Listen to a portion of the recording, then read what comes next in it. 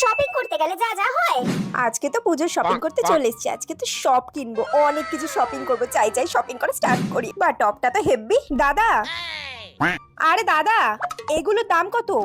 আমাকে দেখে কি দোকানদার মনে হচ্ছে? ও ইনি তো দোকানদার না। সরি দাদা, বুঝতে পারিনি। ধুর, আমি যে কি করে ফেলি না, সত্যি পাগল আমি একটা।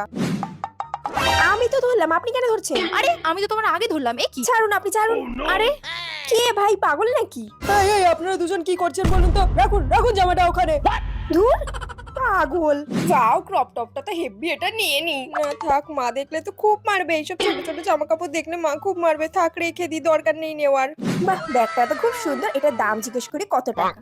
দাদা, এটার দাম কত? 300 টাকা। 300 টাকা? এটা আবার কমিয়ে আমি 250-তে নেবো, দেখি দেয় কিনা। দাদা, 250-তে হবে? ঠিক আছে, নিয়ে নিন, লস হয়ে গেল আর কি। যা, 250 বললাম, 250-তে দিয়ে দিল। আমার কি 200 টাকা বলা উচিত ছিল? দূর, 200 টাকা বললেই মনে হয় ভালো হতো। দূর ব্যাং, এখানে আমার লস হয়ে গেল, ভালো লাগে না। ধুর।